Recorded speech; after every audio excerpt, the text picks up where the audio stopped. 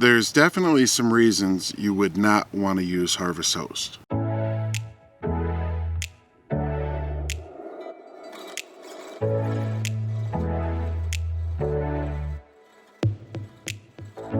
Good morning, everybody. Looks like at 7 in the morning, the septic truck comes to pump out outhouse that they've got, like the portable outhouse back here. So I guess 7 o'clock is wake up time. What are you gonna do?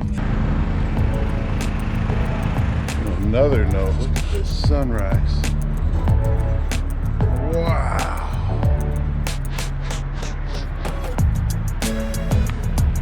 That's amazing.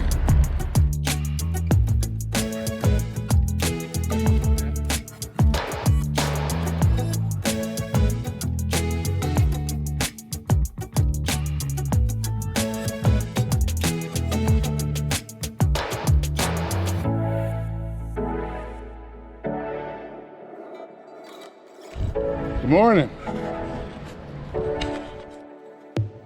So this year we decided to add Harvest Host to our collection of campground memberships. If you're not familiar with Harvest Host, it's a paid membership fee. It's $79. We happened to catch it on sale, so I believe our total was $65. Right. With our sale price. You get a list of destinations, farms, wineries, breweries, museums, and other attractions that you can stop at along your way for 24 hours only. Most of them do not have hookups. These people have just offered to open up their place of business for us to stay a night. Right. This was our first stop at the Bare Bones Brewery, and Dan explained it pretty well. He said it's an opportunity to bring in business and meet people and maybe become like a year after year kind of thing. Maybe you actually make friends with some of these business owners, that kind of thing. So we are in the Bare Bones Brewery where we stayed as Harvest Host guests. They were generous enough to let us stay here. How's it going? Dan is the owner, operator of Bare Bones Brewery, and he is going to hand can a stout beer for us. We're going to get a 4-pack of that and probably grab a couple other items. Yeah. They got lots of IPAs, some lagers, about anything you want here. Pretty cool. You just rinse out the can, and they're all clean. And then you purge it with CO2. It pushes all the oxygen out. Oxygen and beer don't get along. Would you mind grabbing me a couple of those lids out of there? Sweet. Just don't get hurt. You're not on my work account. No. Just like that, huh? Seam it on one side. Sweet. Wow. Purge the CO2. Fill her with beer.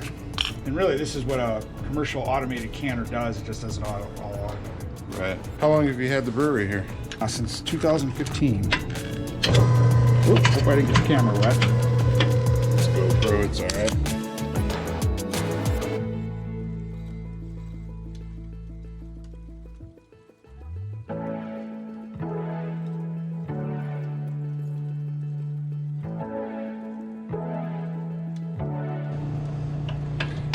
It's pretty awesome. What made you decide to get into doing the Harvest Host thing? You know, we've seen it advertised. Had some friends that had. There you go. Look at this. It just makes sense.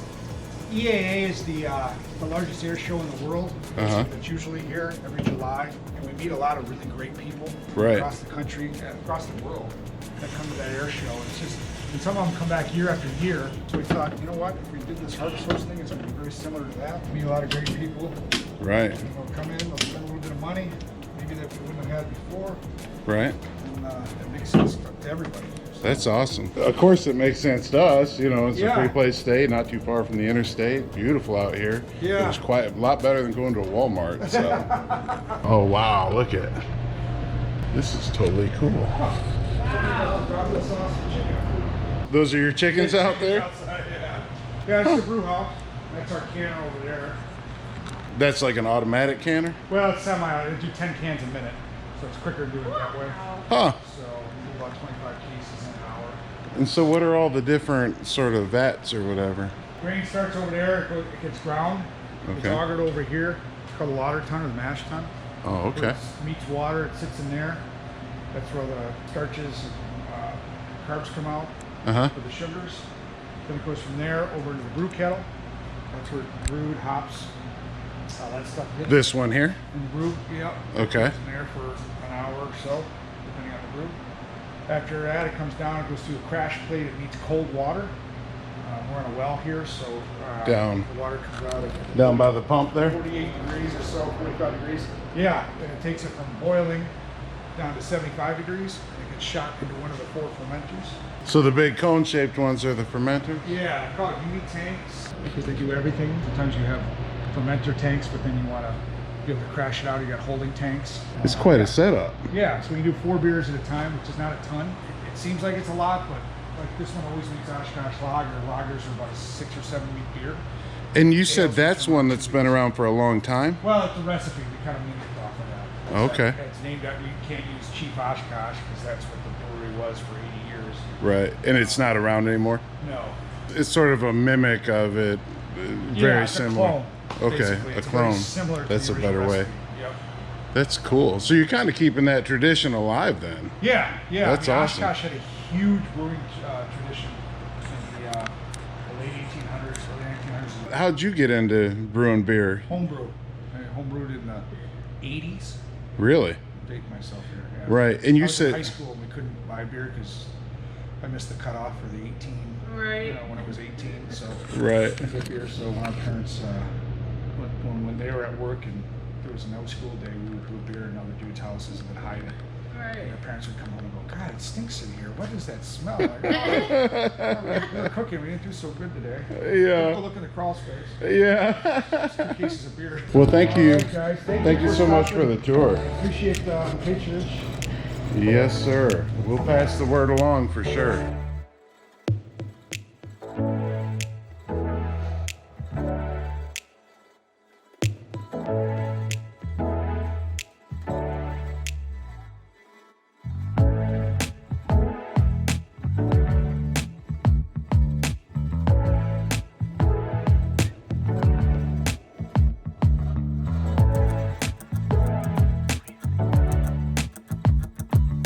They do have a power hookup right here.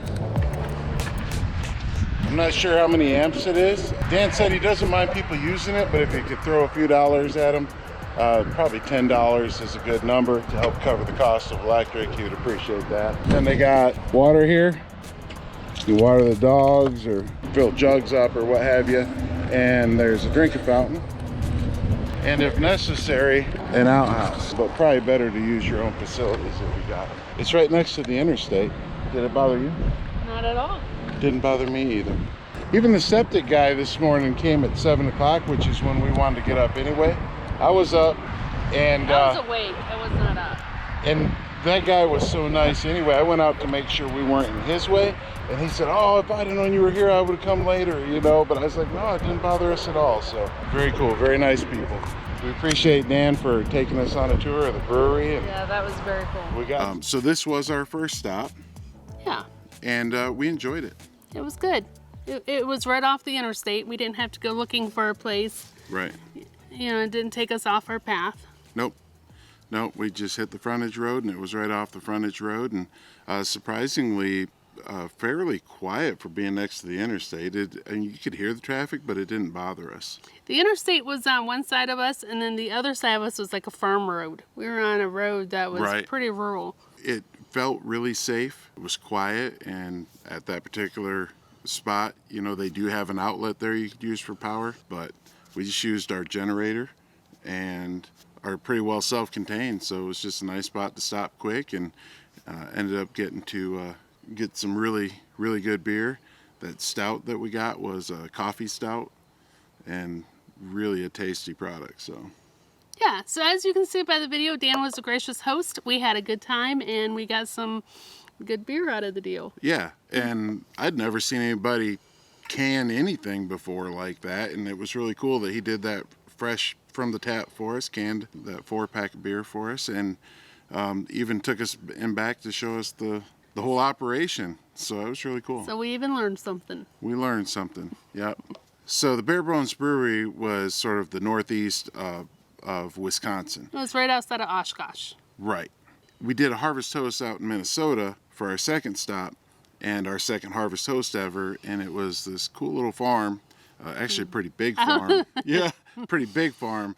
So yeah, so our second stop was at a farm, and they were just as gracious hosts. She sent us an email and asked us to keep her up to date as to when our arrival time, we thought our arrival time would be. She had a list of products that we could order, and it was like homemade sourdough bread, a dozen fresh eggs. She happened to have jalapeno pepper jelly, and she normally in the summer has produce, so people Right. are able to order the produce, but you know, with The it bread being was good. this late in the summer, so we went ahead and took one of everything, and she actually had the bread warm for us when we arrived. Right. That's pretty nice coming in off the road to a nice warm homemade loaf of bread.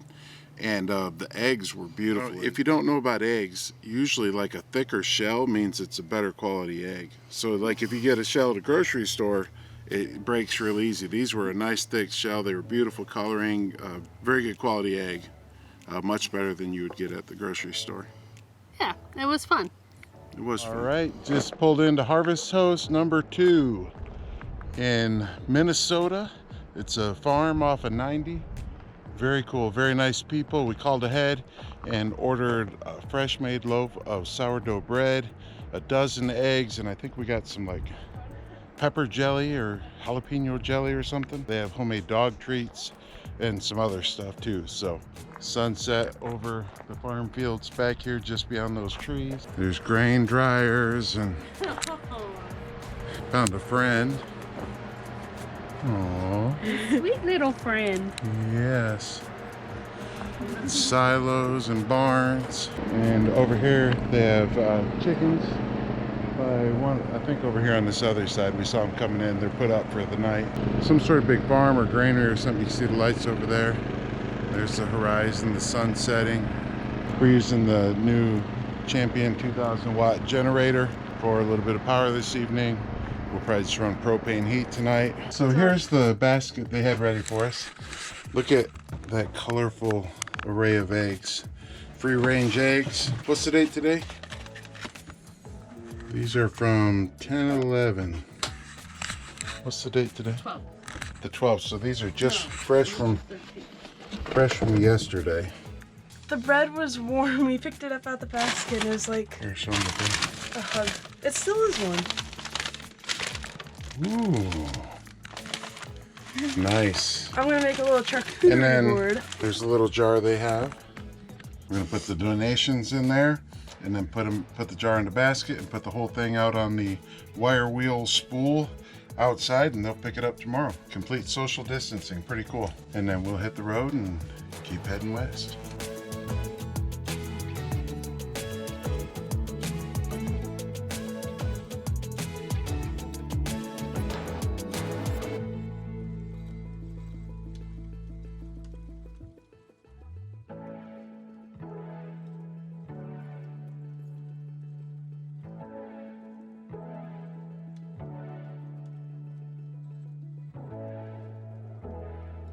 So, what do we think about Harvest Host? We've had our first 2 destinations. What do you think about it? How do you feel? Let's do pros and cons of Harvest Host. And there's definitely some reasons you would not want to use Harvest Host. But there's also some reasons you would want to use Harvest Host. One of the pros for me was just having a unique experience, right? Like, I really enjoyed seeing how the brewery operated and how he canned the beer and getting to talk to Dan. But we did really enjoy the experience of going to see the brewery, him opening that business that wasn't even open to us. Yeah. The second pro is the versatility of the locations. You look at the map, and along all the major highways and interstates, you have several options to choose from along the way. Like, you're not gonna not be able to find a place somewhere along your route to stop. Right.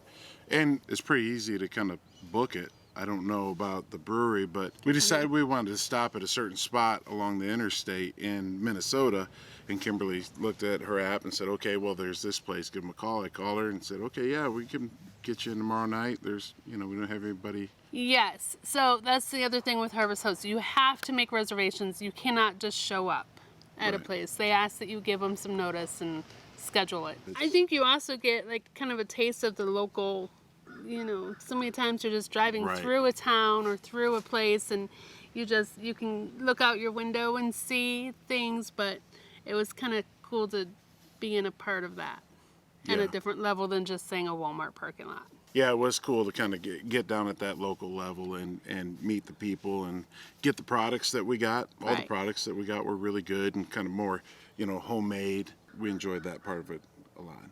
Yeah. So what's the downsides? Why would you not want to use Harvest Host?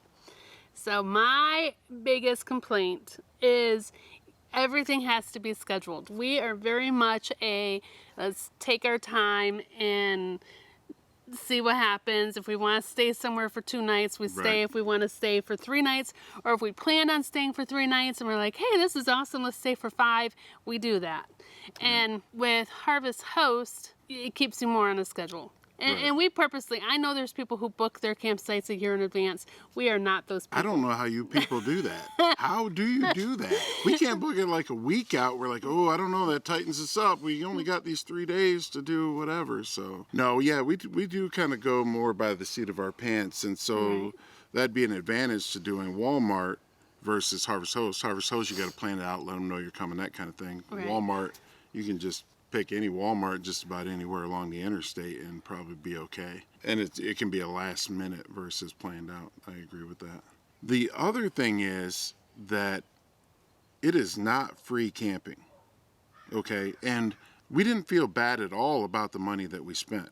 We got our value out of the money Right. because we enjoyed the, you know, microbrewed beer, that we met the guy that brews the beer. That was really good. We enjoyed the fresh bread and the fresh eggs and the pepper jelly. That was all really cool. We enjoyed the people.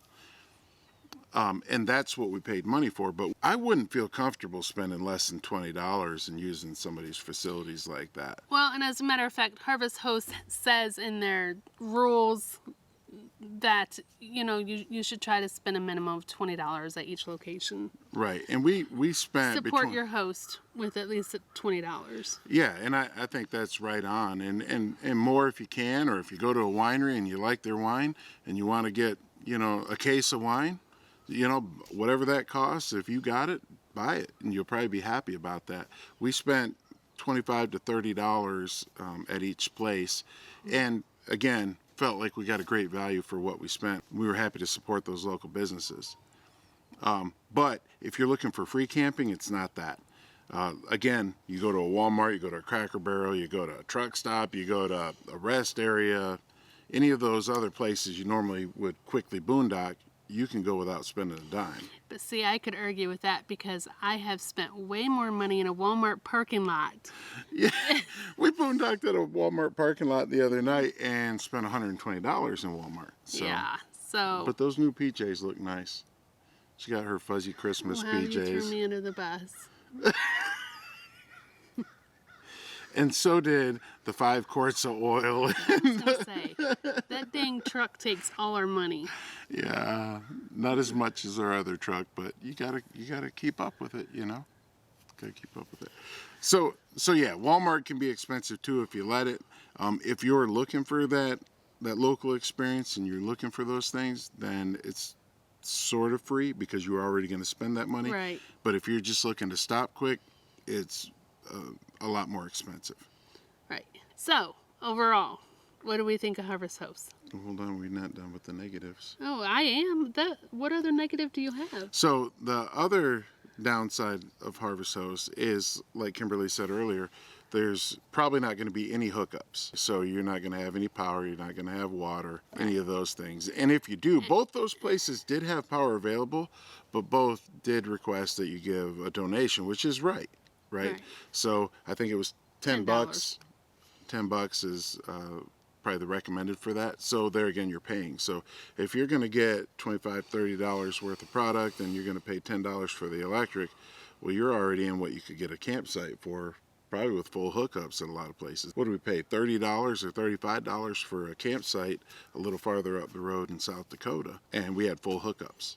And it was a pull through, so we didn't even have to unhook. So for the same money. But you don't get the local experience. Right. All in all, Harvest Host, I love it. I think it's great. I do too. I'm excited we have that in our little bag of tricks. yeah as an Yeah. option, and I think every trip we make from here on out, we'll look to see what's available along the way. Absolutely. And Yeah. I'm looking forward to trying one of the museums or winery. Yep. Yep. If you're willing to plan it out and you're looking for an adventure to see something local, I thought it was really great. It was good. And in fact, the stout beers that he canned for me, I thought I might be able to get one or two of them to make it to Arizona, but that is not going to happen. Very good. So that's our thoughts on Harvest Host. We've got some videos coming out here in the next few weeks about other boondocking options. If you want to see those videos, make sure you hit the subscribe button, hit the bell for notifications so you'll know when those videos come out. Yeah, I'm hoping to put together a whole list of all of our stays from Michigan to Arizona. Cool. So kind of let you know how much we spent and how many miles we covered, Right. our different levels of places we stayed at.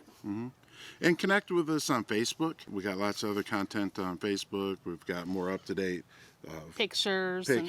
and posts about what we're doing, other things that we don't put into the videos as well. So Also, we want to hear what, if you belong to Harvest Host, what has been your favorite Harvest Host location? Put it in the comments below. yes, absolutely. We would love to check them out. Especially if you got any going along 10 from Arizona to Florida. All right. Well, thanks for coming along, guys. We always enjoy it, and we'll catch up with you next time. Bye, guys. Bye.